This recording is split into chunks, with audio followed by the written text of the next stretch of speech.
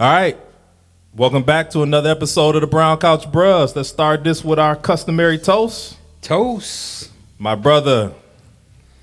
So we're introducing a new segment on the show this week called the Tip-Off. And this is when we kind of recap our week together and kind of catch up on what each other's doing. So what you got for the tip-off today? Tip-off today, I'm 3-1 in fantasy football. 3-1. I took an L last week. I'm 3-1 this week with a victory. So I'm feeling pretty good because this week I got a guy that I definitely know I can win that game with my talent. I probably got the most talented team in the league. So it's probably somebody that hadn't got a win all season. Is one of those guys? No, actually, we tied for first place at 3-1, but he don't know how to manage. I got 3 Super Bowls. I got 3 fantasy Super Bowls, so you don't have a chance. I got you. Well, I'm also 3-1 in our same league. 3-1. Beat a guy who hadn't won a game all year, so I'm feeling pretty good about that. And also, we talked about this, I think Saturday or Sunday. I got my 3rd COVID shot. Oh, you got the? I got my booster. Got my booster and got my flu shot. So I got 3 more shots than Kyrie Irving. You got 3 more shots than Kyrie Irving. But it's going to cost him about $380,000 a game if he don't get 1 shot. And it was free for me. So I'll take it.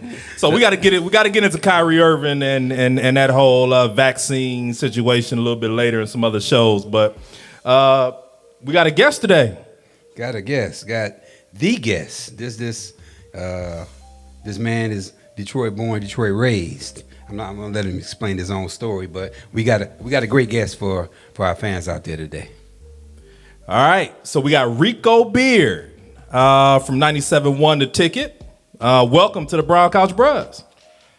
I was just sitting here listening to y'all fantasy league. I mean, I'm like, they got me here to listen to their fantasy league? Really? This is why you brought me here? It's the tip off. It's just it's an icebreaker. It's just to break the ice, get get our blood circulating just a little bit. So you can brag on your wins. Well, I mean, I'm gonna do that anyway. But I got it. Okay. But we're glad you're here, brother. Well, tell us a little bit about yourself. Where you grew up, where you from, what schools you went to, you attended, and that sort of thing. I grew up in Southwest Detroit. Went to Detroit Lutheran West High School. Graduated Michigan State. Went back, finished, got a master's at Michigan State, and found a job doing something that I went to school for. So fantastic. So journalism. Actually, I went into telecommunications, not journalism. 2 different schools up there. They got a great journalism school. That's like Jamel Hill, graduated from there. Mm-hmm. I knew her back when she was just a writer for the state news. Now she missed big time now. Yeah. But, I remember she was pissing off people on campus. And now she's doing it worldwide. So, but graduated from there, worked at Fox 2 News for about 13 years or so behind the scenes as a cameraman, and then start filling in radio, and next thing you know, working on the Valenti show with Rico from 2 to 6. Outstanding. Taking over for, taking over for Terry Foster. Kind of, I mean, Terry was gone. Mike was doing the show solo for like about 3 years. Right. So it ain't like, I took right over for Terry. He just got tired of doing it by himself. So. Right. I remember when you were a cameraman, and I thought that was an amazing job you used to do. Did you work, what shift were you with Al? I was at every shift. Okay. Because people used to laugh because technically I was 13 years part-time. I was never full-time at Fox 2, but I worked like 40 hours a week. But I could pick and choose the days and hours that I wanted. So that way I could go to all the games and I can cover all the sports and I can do whatever I wanted.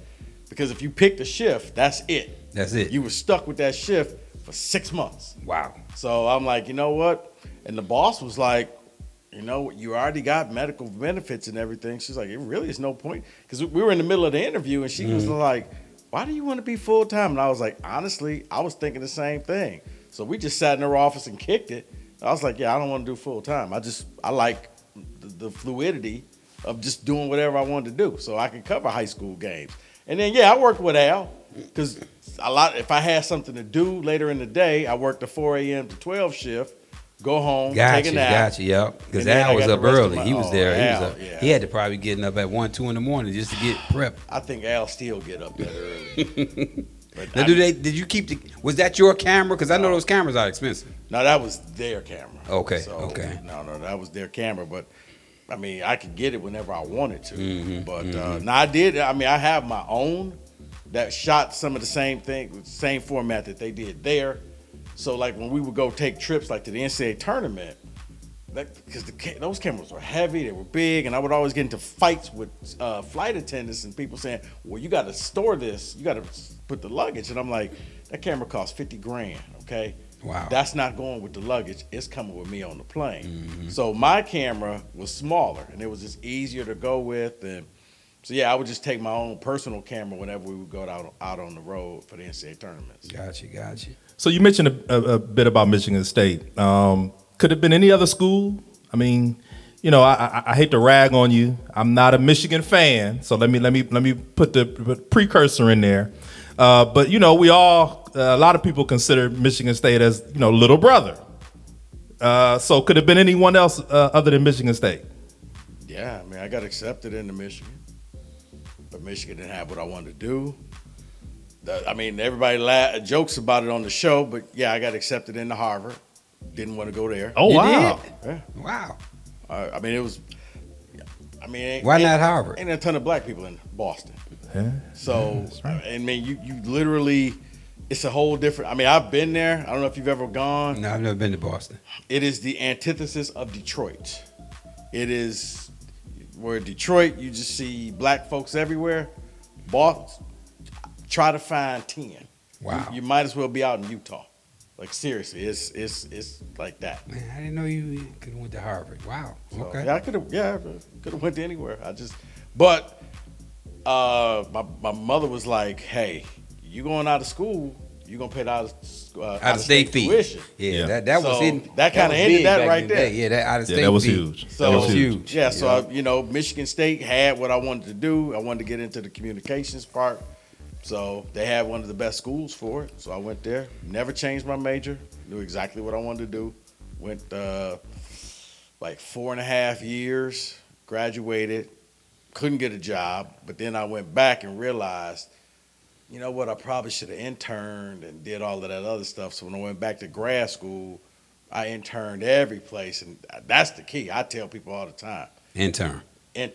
Because you may work for free, a little to nothing, but the people that you meet and the relationships are the people that's going to get you that job. Because true. If you work it, if you work the job like you making $1 million, even if you ain't, they'll remember that. And when something comes up, and sure enough, that's what happened.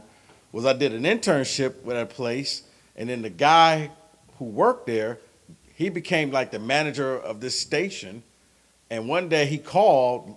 I was working at Michigan State, and he was like, "Hey, I'm looking for some students." I'm like, "Dan, is that you?" He's like, "Hey." So we get to talk. He was like, "Well, look, I was only gonna pay these students like $8 an hour, but if you come work for me, I'll pay you $15 an hour," which was a lot then. Mm-hmm. And then it just snowballed. So, the key is I tell anybody when you go, if whether you playing sports, whatever, get internships as soon as possible. Don't wait for somebody to tell you.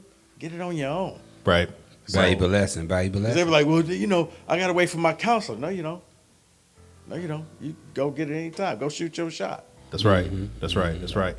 Well, I want to get into some Michigan State basketball because you had an opportunity to cover the team. How long have you been covering Michigan State basketball? Back when they hired a brand new coach called Tom Izzo. 1995. Wow. They hired 2 coaches that year. One was Izzo, one was Nick Saban. Wow. Wow. They came in the same time. Saban left 4 years later. Tom is still there now. So you all you know is Izzo. As Pretty far much, as I mean, I met Judd, but Yeah, Izzo. So, yeah. I was talking to the honcho prior to the show taping, and I was saying that I know Rico and Izzo have a great relationship. I know he's right there on that inside. Like if Izzo want to really talk to somebody, he'll talk to Rico Beard, and Rico will put out the truth and tell all the facts like they are. So I know you and him are pretty close. Yeah, it was funny. They had the open practice Saturday, right before the homecoming game against Western Kentucky. And it was fun because I was walking past, I was on the court, and he grabs me because it was loud in there, and he whispers in my ear, and he's like, but this team looks a whole lot better once you got an effing point guard, don't it? Like, yeah. So he was like, yeah, look. I was like, yeah. So I'm like, well, yeah, this new kid, Walker, ironically enough, they got a transfer named Walker who's going to lead the basketball team, similar to the football team. Is a running back named Walker. Wow. And I'm like, well, he was like, yeah, but what about A.J. Hoggard? I'm like, yeah, Tom, you burying the lead. AJ's okay. Mm-hmm. This guy's special. He's like, yeah, but AJ lost 20 pounds. I understand. This guy's better. Okay? Yeah. That's a guard. That's a playmaker. Yep. Okay? That's the difference. He can get the ball across the court. This guy's gonna make plays and get you into the tournament. So Yeah. So speaking of Izzo, and I wanted to kind of get into this. You had an opportunity to cover them back in 2000 when they won the national championship. Talk to us about what that experience was like, what that team was like. You got 4 future NBA guys: Mateen Cleaves, Mo Pete, Charlie Bell, and Jason Richardson, who is playing in the Big Three and looks like he could probably play in the NBA still. I mean, this guy's in great physical condition, still extremely athletic. Well, the funny thing about Jay Rich was he sat on the bench. I mean, most people, when you ask the trivia question, they know Mateen and Mo Pete and all of those, and Charlie Bell. Most they don't remember he was on the team. He only averaged 5 points a game. 7 minutes. Yep. 5 points. He got garbage time. That's how stacked the team was. But yeah, he would come in and score a bucket or two, and he would just come in for the dunks. Right. That was it. They would set up a play for him to dunk, and then he would go back to the bench when Mo Pete got into foul trouble. So, but no, it was cool because, following them, they had kind of did the run where they started off and they didn't make the tournament. They was in the NIT, so they played at the Breslin Center. Then they finally made the tournament, and they lost to North Carolina in the Sweet 16. And then the next year they came back and they made it to the Final Four. And that was in Tampa, St. Pete. I remember that was my very first Final Four. And it was just like, wow, this is cool. I mean, because they get treated like a rock star. You get to the Final Four, like they get a police escort wherever they go.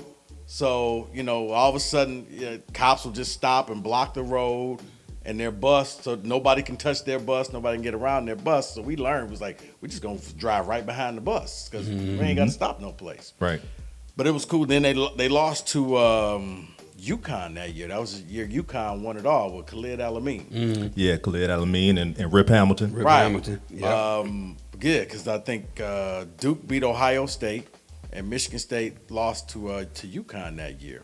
And then the next year they came back. That's when everybody was wondering, is Mateen going to come back? Because he was always injured.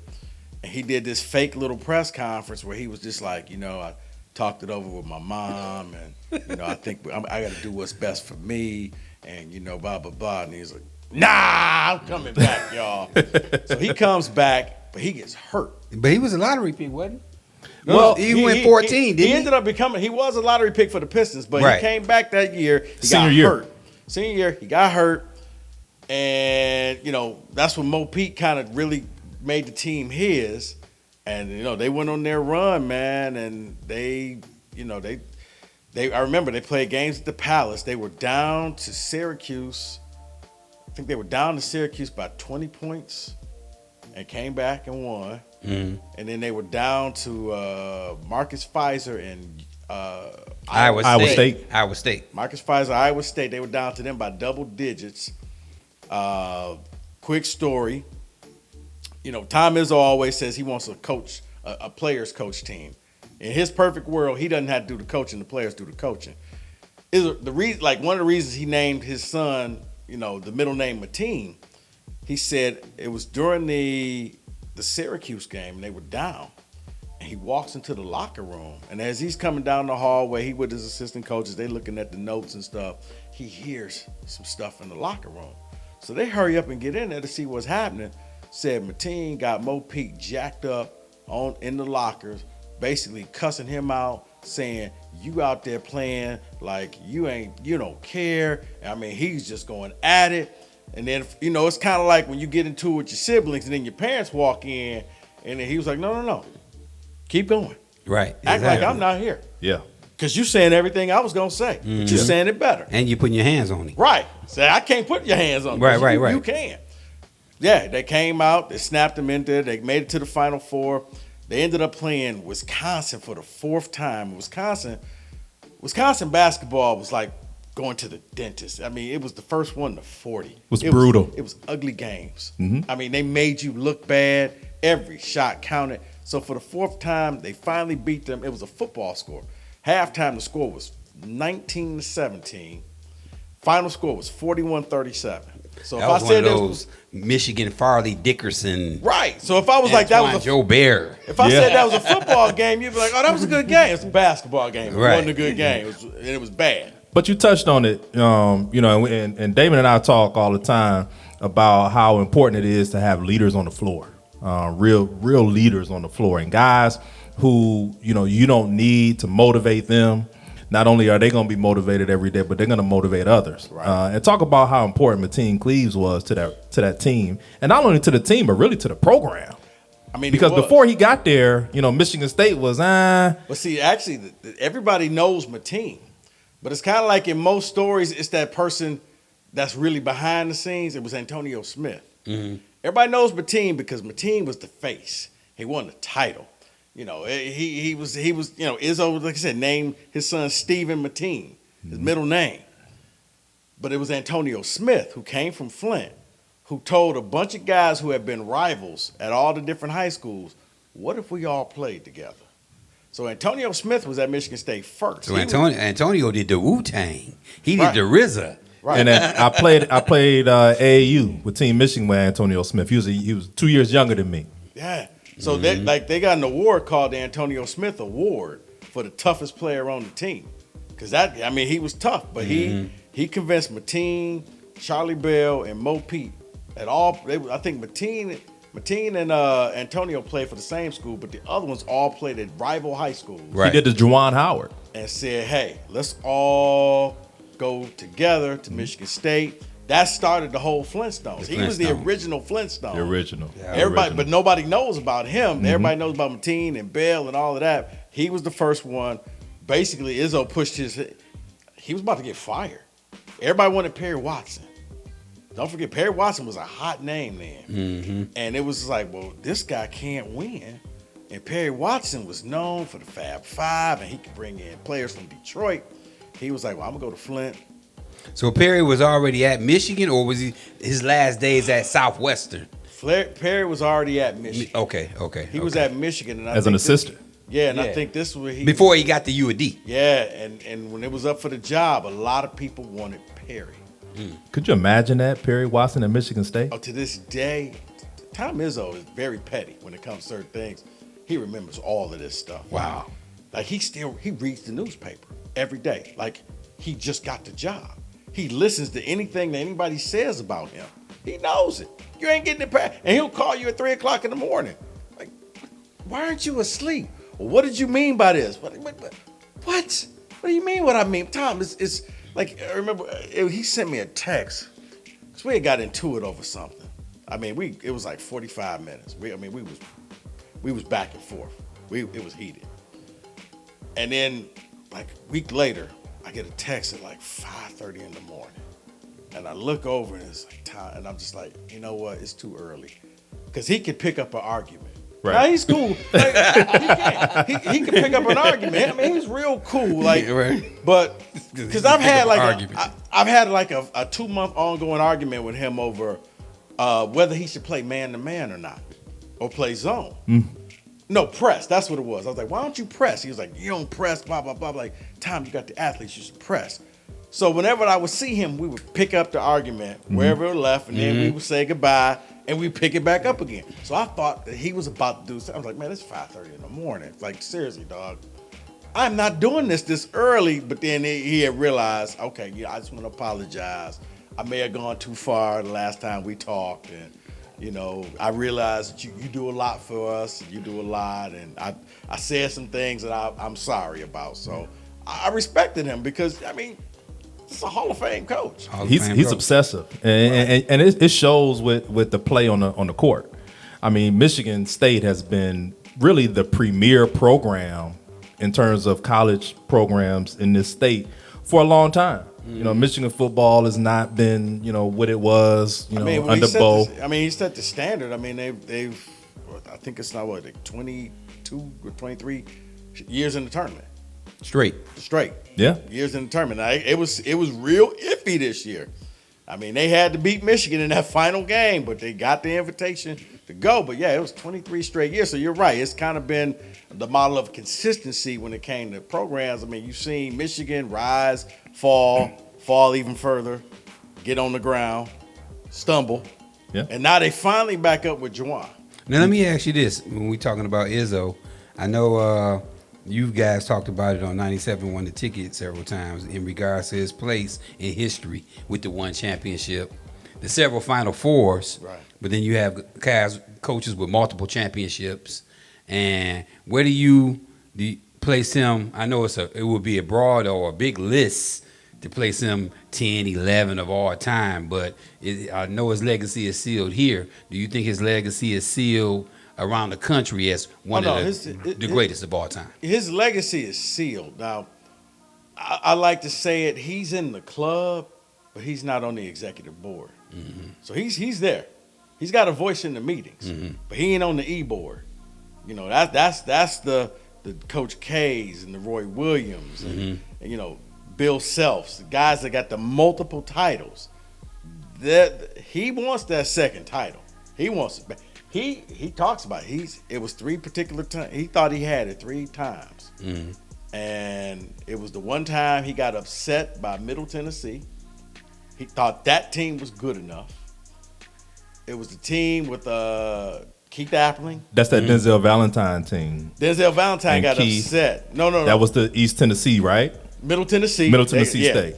Keith Appling. It was Keith Appling, Gary Harris, Adrian Payne. That was the team. No, them first round draft picks that lost. They were beating UConn by 12 points with 6 minutes to go. Because I remember I was texting with Gary's father because we was already trying to book our flights to the Final Four.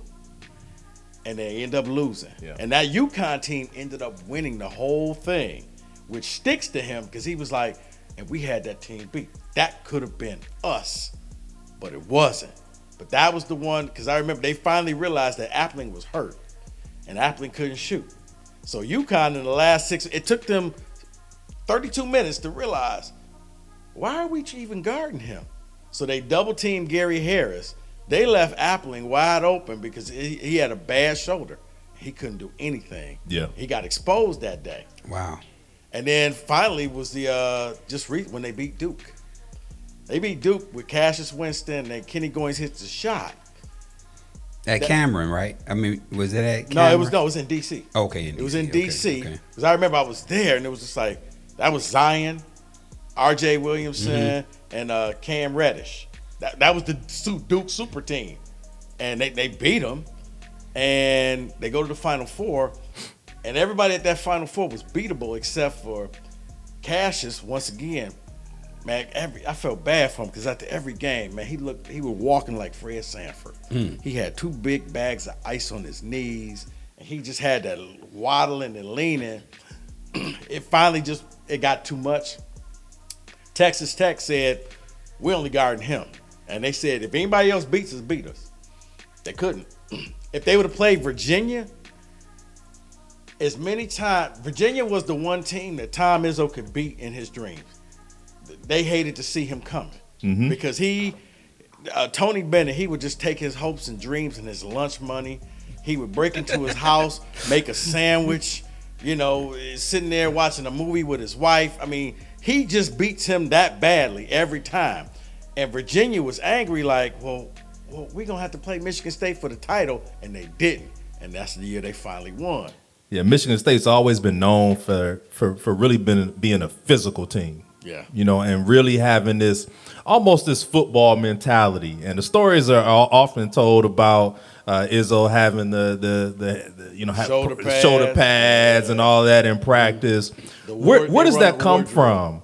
Where does that attitude come from? He was a football player. He thinks he's a really good football player. I mean, he Did you say he thinks he is? Yeah. Well, he did play, right? Did he play with Steve Mariucci at? Yeah, he probably did. Yeah. Was that Iron Mountain? In Northern Michigan. Northern Michigan somewhere. Northern Michigan. Yeah. Yeah, he's big into football. I mean, before they hired D'Antonio, he was going to take the job. He was going to take the football job. There was talks that he was going to do it.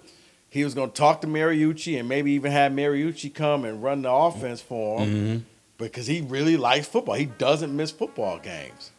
But, yeah, he likes the toughness. So, yeah, they used to put on the pads. They do a drill called War where basically, I mean, it's almost like anything goes. We ain't calling fouls. We're going to throw the ball up there, and we need to see who the toughest one who could walk out the paint with the rebound. So his elbows being thrown and everything. Since you mentioned it, football, Michigan State 5-0. Mel Tucker kind of flopped the roster around with some transfers and some young players, and they're 5-0 and playing good football. What you think about that? He's ahead of schedule. I didn't think that he would do it this soon. I expected this year, probably in 2 seasons. Unless he caught lightning in a bottle with a QB, which he kind of did. I mean, he basically, he flipped his roster. Guys wanted to leave, and he wasn't stopping them. It was kind of like, the door's unlocked. You can go ahead and walk on out that door, hit the transfer portal, find a team that you're going to flourish at because it ain't going to be here. And to show you that he really didn't have the talent, everybody that left, I think he lost like 30-some players. Only, I think, 4 ended up at a Power 5 school. One was a long snapper. One was a punter. One was a fullback. And then it was a wide receiver. Ended up going to Kentucky. But other than that, everybody else went MAC or lower Division II, which showed you what he was working with last year and why that team was so awful. When you're building a program, and you come into it your first year, that's almost a gift to have that many guys leave your program. Yeah. Because what you want is to put your stamp on that team and to have your people in that locker room. And for that larger amount of guys to leave, that's a blessing for Mel Tucker. I think he's building something special there. The best thing that happened to him was the transfer portal rule kicked in. You ain't got to sit out. So he went out there. He used it to his advantage. Like everybody was like, oh, well, he's just going out getting all these pieces. He's like, yeah. So he goes. Kenneth Walker. He's sitting on the bench at Wake Forest. Yeah, and that's his only Power 5 offer, I think Walker had only at Wake Forest. Yeah. He was sitting on the bench. Now, Wake Forest ain't missing a beat because they undefeated as well. But imagine, they probably like, well, why did we let him go? He's leading the nation in rushing. So, you got Kavaris Crouch. You got a lot of people. You got one day he upgraded his offensive line. It was almost like free agency. I'm going to go out there and I'm going to bring in 19 different transfers. And of the 19, I think like 8 or 9 are like getting significant playing time. So you're right. The best thing that happened was the lesser players, the dead weight leaves. I ain't got to be the bad guy. They left on their own. I didn't stop them. They left. Yeah, I'm not in love with the transfer portal. It's almost like a free agency, NBA free agency. But in some instances, in terms of Mel Tucker, it worked out for him. Here's the thing about the transfer portal, and you know this because when your son goes through the process. Because I would always tell Webb, find the place where you feel comfortable. Because a lot of kids go where the name, the coach, the helmet. I want to play for this. I want to play in this court. I want to be here. I want to be there. It ain't necessarily for you.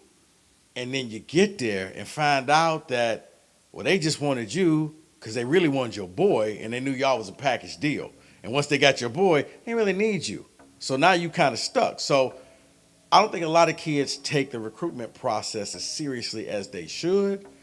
And they realize, this ain't for me. I need to go a step down. Now, if you're smart, you just don't jump into the portal. Right. Here's the little the portal. A lot of people don't know secret. The portal. You have to be wanted. Yeah. Here's the dirty little secret of the portal. It's like a relationship. Okay. You could leave your wife or your girlfriend, but if you're smart, you already know who your next one is. Where you landed. So this is gonna go, and this one's already knowing. As soon as I finished up the paperwork, it's just gonna be me and you. That's what's gonna happen. So you want to have that. Hey, coach, I'm thinking about jumping in the portal. So you can do the back channels through your high school coaches, or through your 7-on-7, or through your AAU coaches in basketball. Hey, Damon's looking at, if you got a spot, he's thinking about jumping in. Would you be interested? Yeah, I'd be interested. When's he gonna do it? Well, he's gonna do it next week. Now, you sure he wants to come here? So it's like a trust issue on both ends. But if it works, the smart ones do it that way. So then Damon jumps in the portal. 2 days later, he's now going to his new school. A lot of the guys, I'm just gonna jump in the portal, and Nick Saban gonna pick up the phone and call me. No. Well, Nick Saban wasn't picking up the phone when you were 17 years old. Why is he gonna pick up the phone right now when you're 19 or 20? That is true. But don't get me started. But how much of this, in terms of the portal, how much of it is getting into a bad relationship, and going to a school that you're not comfortable? But how much of it is that versus I'm going to stay here and I'm going to work harder to get on the field or to get on the court, and I'm going to figure it out, because nothing's going to be handed to me as a freshman or even sometimes as a sophomore. I got to tough this thing out and stick and stay. Well, let me answer that from my son's perspective, because when he was being recruited by mid-major schools and bigger schools, when he decided to commit to Ohio State University, that was one of the questions I asked him. I said, so let's say you're going to Ohio State. Everybody here is 4-star, 5-star. They're winning football games. Would you be happy what would you be your mindset if you couldn't play till your junior year or your redshirt sophomore year? Would you still be happy in this environment in Columbus, the city, the people? And his thing was like, yeah, Dad, I love Columbus. I like it. I want to be here. Education-wise, I like my major and all this and all that. So I think it also starts with the individual person that you're dealing with, knowing your kid, and the environment that he was brought up in, as far as the coaches he's been around, the people that's talking to him on the sidebar conversations he's having with his buddies. But at the end of the day, I think it comes down to that particular athlete feeling comfortable whether he playing football or not. Because you have some guys that I know personally that went to the University of Michigan, and after a couple of years, they was like, you know what, Mr. Webb, I know I'm not going to play, but I'm getting this Michigan degree. Right. I'm getting this Michigan education. Right. So and some people just want to graduate. They're having fun. Exactly. Got a girlfriend. Life is good. Mm-hmm. And you know what? I know I'm never going to the NFL, but I'm here. And now others, I want to play. I want some playing time. So you know what? Maybe I got to leave Michigan or Ohio State, and I'll go to Western Michigan, because at least at Western Michigan, I'm a part of the solution. Mm-hmm. I'm starting. I'm this. We're here. Man, I may have to wait. But that goes back to, again, you didn't do your homework when you was being recruited, because you let the coach tell you, oh, man, you the man. Guess what? He tells everybody you the man. Tell everybody that. So you got to look at the depth chart. Well, if you got a bunch of seniors ahead of you, okay, well, you got a shot of playing soon. But you got a bunch of sophomores ahead of you, and you're a freshman, and you ain't cracking that lineup, man, you're going to go a long way unless you end up just quitting in the middle of the game and cussing out your coaches and saying F Ohio State. And you just said something important. Well, that happens. Right. Oh, you going to sidetrack that one. What's that? The Ohio State guy that Well, let me just back up. Go ahead. So when did Webb graduate from high school? 14. So since 2014, you left Michigan and you became an Ohio State fan, right? No, I was a little bit Ohio State. I was more Michigan State. Let me get this. Let's get this straight. I know people who swear up and down you was a Michigan fan. No, let me say this. Hold on. Let me say this. He's still upset with you. I grew. I mean, we all grew up Michigan. I don't know about Rico, but I know you did. And we all grew up Michigan. But towards, I think, my son's sophomore year, as far as recruiting, I started kind of tilting towards Michigan State. Ohio State wasn't in the picture at that time, but I just like Coach D'Antonio. I like Coach Barnett, and Michigan State were building things there, just like Coach Tucker is building now.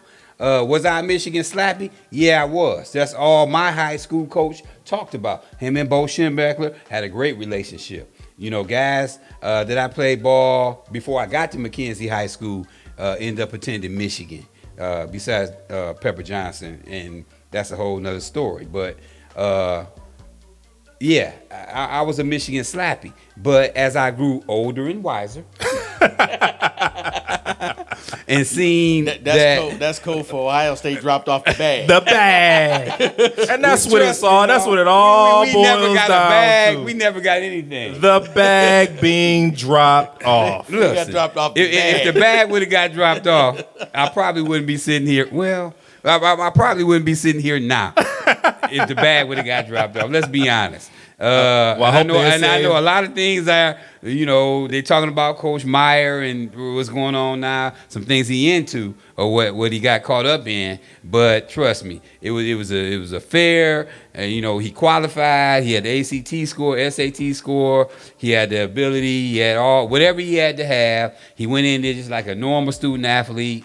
And enrolled. Hey, you ain't got to prove to us now. Well, I'm not the NCAA. No, I mean, but Damon had a ton of offers, so he had a ton of offers. He could have went anywhere he wanted to go. So I want to talk about something really quickly. If we could get back to Izzo, and then we'll get to our last segment. So the knock on Izzo in terms of to coaches, high school coaches here in the city, is that Izzo has this reputation of being some career killer, right? I don't personally believe this, but this is what guys are starting to talk about and have said in years past, is that you send kids to Michigan State and they're never the same. They've got to fit into this box with Izzo. He's going to run his system, and guys don't get an opportunity to flourish and be featured at Michigan State. My opinion is that's not the case. Right. If you have next level ability, you will go to the next level if you attend Michigan State. You're going to play meaningful basketball games. You're going to be in the NCAA tournament every year. You're going to play on prime time. You're going to play the best teams that are out there. And that's just simply what Izzo has done. What is your response to that? I mean, I get accused. First, have you heard it? Oh, no, I hear it all the time. I get accused of being the Izzo apologist. You just saying that because you went there and that's your boy. Here's what happens. A lot of kids that people hype up aren't that good. But you're going to be the next great. You're going to be the next LeBron. You're going to be this. You're going to be that. Izzo makes them run. They can't run up and down the court and just that, and run up and down. I'm like, name me what school just runs up and down the court? Everybody runs plays. Well, yeah, it's too structured. See, they just need to be out there like on the playground. Like, nobody runs that offense. Duke doesn't run that. Coach K, structure. As a matter of fact, they so structured, he only plays 6 people. I don't know if you ever noticed that. 7 at the most if somebody gets in the ball. He's got McDonald's All-Americans sitting on the bench. He plays 6 people, my starters and the 6th man. You see, check it out next time. Yeah, I that's the first time I heard it. I have never observed it like that, but yeah that's wow. Everybody runs a system, but people seem to think that, you just need, like Juwan, you can go to Michigan and just run up and down the court at Michigan. I'm like, guys, Michigan runs plays. I don't know what you're looking at. Now, you talking the fast break? Yeah, everybody runs a fast break. But everybody runs plays. And when you go to the league, you know what they run? Plays. But you know what else they do is they defend. They defend the basketball. Right. And Izzo is a staunch one-on-one. But see, that's why. You're going to play man-to-man defense. You're going to lock up people. And you're going to do that first. And rebound. You're going to do that first. He does not and then we can talk about the offensive end. He doesn't believe in the zone. And I tell kids, when you go up there, you want to get court time, defend. If you can go out there and lock your man down, you're going to play a ton. You could miss every shot. Nobody cares. But a lot of cats from Detroit think that a lot of these Detroit players are the next great. And you can't tell them they're not. And they find out. Water finds its level. If you're good, you're Joe Dumars. You at some little college. NBA finds you. NBA will find you if you. Oh, they will. Steph Curry, Davidson. They found him. Joe D. McNeese State. You don't have to be, oh, I need to do all this. If you're good, no matter where you go, you're good.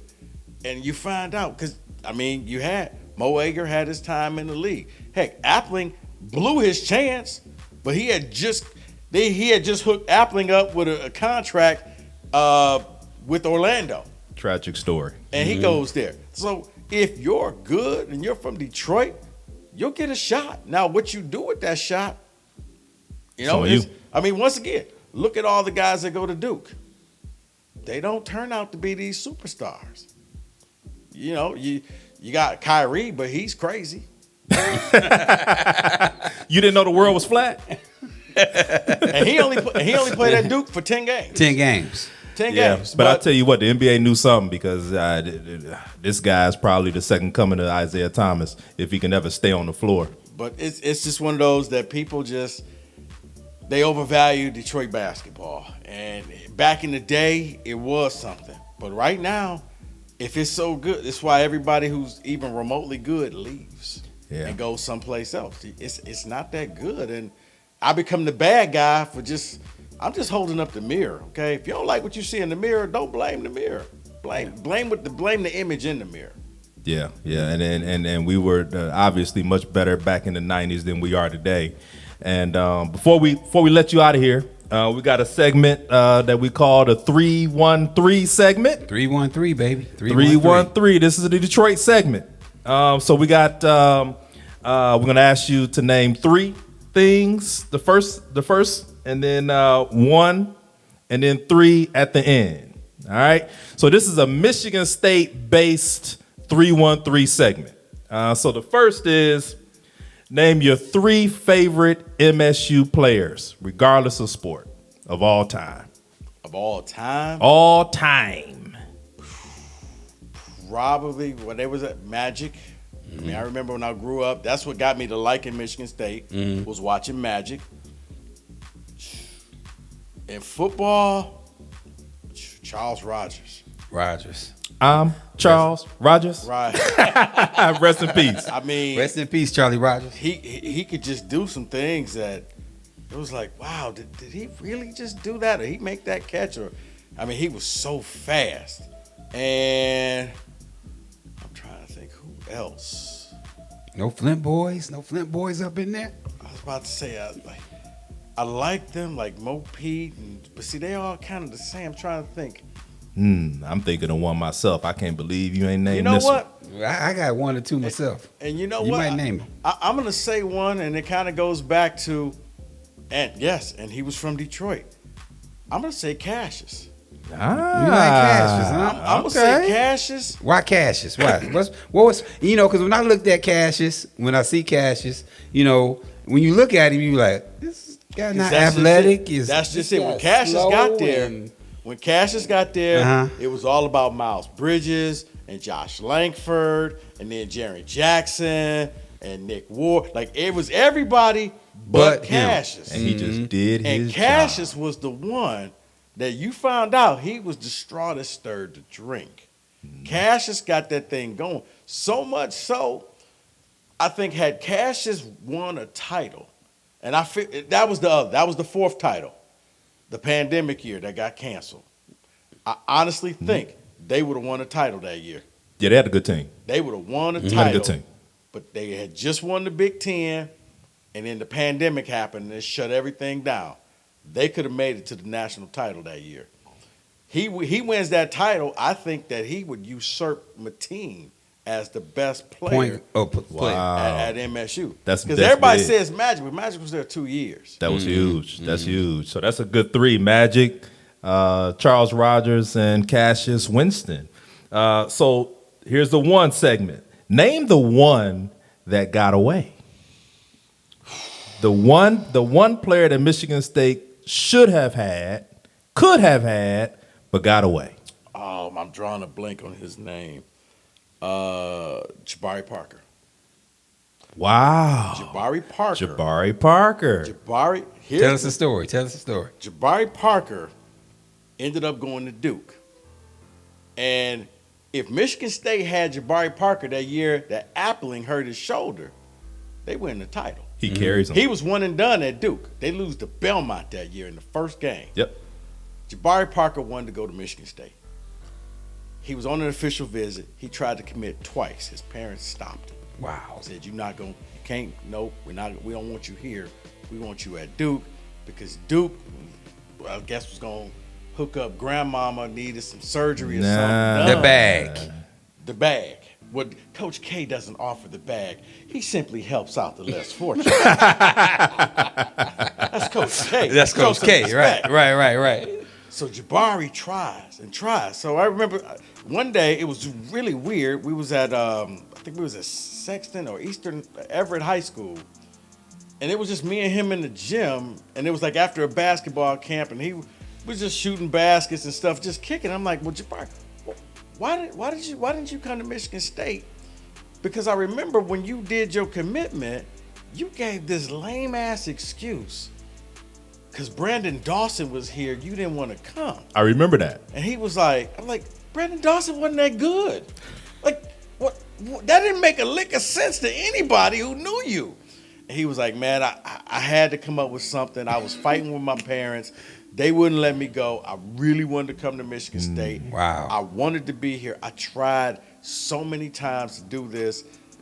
And finally, I couldn't. I just listened to my parents. And I think it's one of the reasons why he kind of is estranged from them. Would he have been one and done at State? He'd been one and done at State, okay. but not won a title. But not only that, Izzo would have got a second title. He would have got his second title, and maybe he's not there anymore. Because I think once Izzo gets his second title, that's when he's going to hit that retirement plan. I'm going to go to the league. I'm going to get fired. Right. And then I'm going to go work at his. But they're going to pay me my money. Right. Like they did John Beeline. Yeah, and then I'm going to go someplace and close it out. Izzo, I'm sorry. Back in the day, Atlanta was hot. They really wanted him. It's been Atlanta, it's been Cleveland. Yeah, that wasn't the only one. And Detroit, huh? No, it was other jobs that never went public. He was real close. We got to bring you back to talk about some more of those. The three that should have never been Spartans. I know this is a tough one. Three that should have never been Spartans. We talked about one before you got here. I don't know if you're going to mention this one, but. Wow, that's tough right there. Let me think about that. These aren't supposed to be easy. This is Detroit. Ain't nothing easy in the D. I know. Three players, whatever sport you want to pick, that shouldn't have came to East Lansing. Three players that should have never come to East Lansing.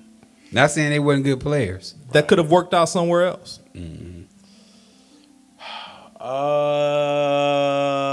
Oh man. Well, who did y'all? Well, I don't know if me and you had a conversation about Rocket Watts. Was Rocket one? Should he have come? We get back to that. I think tailor down your game. See, I think Rocket had too many people in his ears. And here was the thing about Rocket. Maybe Rocket could be one because Rocket could have, and they handed the program over to Rocket. And Rocket didn't live up to the standards. It was like, okay, you're the man now. Here's the keys. You do you. I just think the stage was too big for Rocket. I think that he, at a mid-major, he would have been a featured guy.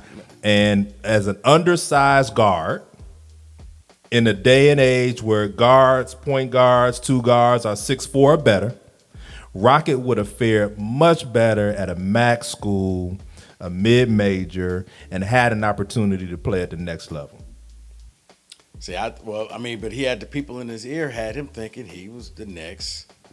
He was no LaMelo. Yeah, you gonna go out there, you too quick, you this. It's like you need a little structure to this. I mean, once again, you look at the NBA people, they got some structure to their game. This ain't the and one, court out in New York. Maybe the other guard that just left, the one that missed the basketball, the white guy. Oh, Foster Lawyer. Yeah. See that? Nah, it ain't Foster's fault that he didn't grow. It ain't. But his brother, no. His brother is at Purdue now. His brother just committed to Purdue. Brother 6'4", 6'5". His brother 6'5". He took after his mother. Everybody else took after their dad. When he committed, they thought he was going to grow like everybody else. You're not going to grow at 21. No. Well, he was 18. I guess he was still. He committed as a sophomore. Oh, I see what you're saying. I see what you're saying. This is great. This kid's going to win Mr. Basketball, and he's going to grow about 6 more inches. He never grew. So he was stuck there. Damon Dowdell. I can go with that. Yeah, Henry Damon Ford. Dowdell may have been the worst quarterback I have ever seen in my life. There was nothing. Y'all ain't related to him. No. Okay. He got quiet. Damon Dowdell. Yeah, I remember Damon Dowdell. Is he over there behind in the back? He was the worst quarterback. He couldn't throw a pass. He couldn't do anything. And did he ever run with the first team? Was he ever a starter at State? He wasn't a starter, but the Braylon Edwards game, State had a 24-point lead, I think, or 17 or 24-point lead. Drew Stanton breaks his leg. Damon, all you got to do is just run the clock out for the fourth quarter. We handing you a 24-point lead. Michigan came back and won the game. Michigan they couldn't do nothing. I remember that was the game Braylon. That's what got Braylon drafted in the top 5. Right there. And Damon, it was just like, just pick up a first down. Can you throw? He couldn't throw a pass from me to you. He was that bad. Down right there. He was that bad. Now, there is one that I think his career would have been a little different had he not gone to State, and that's Corley. Donnie Corley. Great receiver. That's a tough one. Donnie Corley was a great receiver. Donnie had all the intent, but it was he couldn't handle what Michigan State had to offer because Michigan State has a lot to offer. Okay, that's what they say. I'm yet to see it, but I'm 45 years old, so I'm not gonna see it. But that's put it this way: as good as it was when I was there, triple it now. Wow. Because now, back then it was just sisters. Now, thanks to the yoga pants and all that, it's everybody.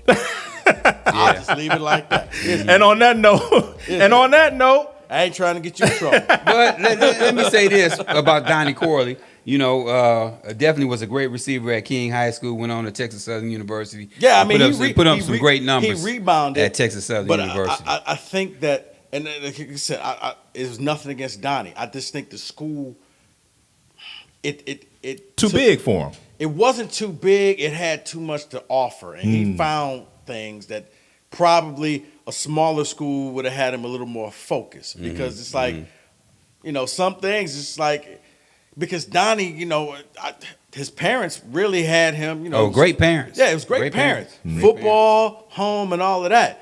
I think Donnie got his first taste of freedom. Yeah. And he kind of became the preacher's kid at that point, where all you knew was church and home and school, and church and home and school. Donnie knew football, home, school, football, home, school, which every parent should do. And he got to State and was like, whoa. Yeah. So I feel bad because, man, I often think about what he could have been. I think we would have been talking about him. Well, the guy he was a freshman All-American, wasn't he, at State? Yeah, we would have been talking to him like we was talking about Charles Rogers, I think. Yeah. So wow. It's been great. Rico Beard. 97 won the ticket. 97 won the ticket. It's been a great interview. Appreciate you coming through. Well, thank you. Got to bring you back. Hope I ain't put your people to sleep. Nah, of course not. How many people we got here already? the 18, 19 people here. Glad y'all came out. Brown Couch Bruhz, appreciate y'all. Yeah. And on that note, brother, cheers. To get us out of here. Another episode. Appreciate you, brother Beard. 3, 2, 1, and we're out. OWT out.